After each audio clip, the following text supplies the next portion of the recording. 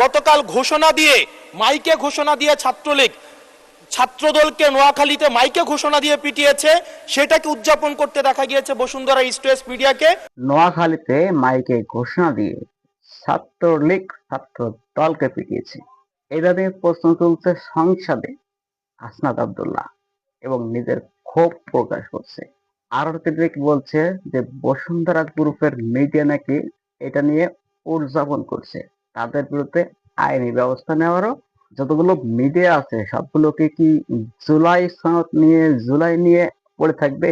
একটা রাজনৈতিক দল যেখানে আওয়ামী লীগের কথা বলার মতো ক্ষমতা নাই, যেখানে পারছে পুলিশ সেখানে অ্যারেস্ট করছে, যেখানে পারছে সেখানে এনসিপি লোকজন মারপিট করছে, মব তৈরি করে তাদেরকে বাড়ি ভাঙচুর করছে, সেখানে নোয়াখালীর মতো জায়গায় মাইকে ঘোষণা দিয়ে ছাত্র দলকে পিটিয়েছে। এরা তো সারা বসুন্ধরা গ্রুপের নিউজ নয়, সেটা এটা সারা বাংলাদেশের নিউজের হেডলাইন হওয়ার কথা।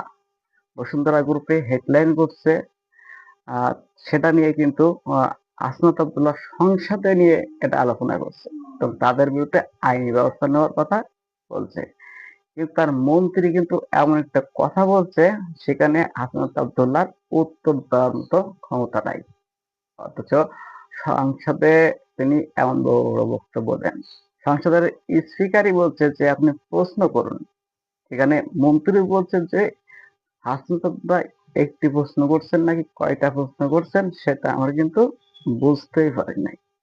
যাই হোক, সাংবাদিক হোক আর আইনজীবী হোক আর পলিটিশিয়ান হোক ব্যবসায়ী হোক, আইন সবার জন্য সমান। যে অপরাধ করবে তাদের বিরুদ্ধে কিন্তু বিচার কার্যকর হবে, এমন বক্তব্য দিয়েছেন মন্ত্রী। মন্ত্রীর কথাটা কিন্তু আমার কাছে অনেক ভালো লাগছে।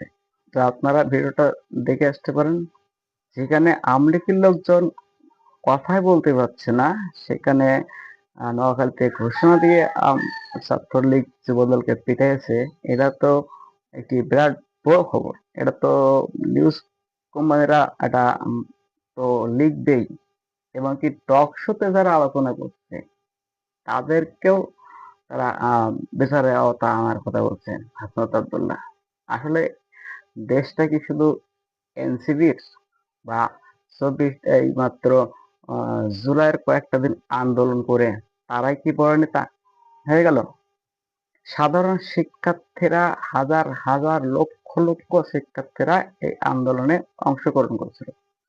এমন কি আওয়ামী লীগের পরিবারের লোকজনও এই আন্দোলনে, যারা ছাত্রছাত্রী ছিল তারাও যুক্ত হয়েছিল, যারা বিশ্ববিদ্যালয়ে পড়ে অনেকেই কিন্তু যুক্ত হয়েছিল। জুলাই তো কিন্তু এনসিপির গুটি কয়েকজন নেতারাই কিন্তু এই জুলাই করে নাই, সেখানে বিএনপি একটা বড় দলের অংশ সেখানে কিন্তু ছিল। আর তারাই কিন্তু এখন বর্তমান সরকারে আছে, সরকার গঠন করছে। তারা যদি এনসিপিরা যদি মনে করে তারাই দেশটা স্বাধীন করছে, তারাই নির্বাচিত হয়ে দেশ চালাইতো, সারা বাংলাদেশের লোক নাকি তাদের পক্ষে আছে, তাদের কিন্তু তারা ভোট পায় না, অথচ জমাতের সাথে জোট করছে। তারপরে কিন্তু বিএনপির কাছ থেকে ক্ষমতা ছিনিয়ে নিতে পারে না।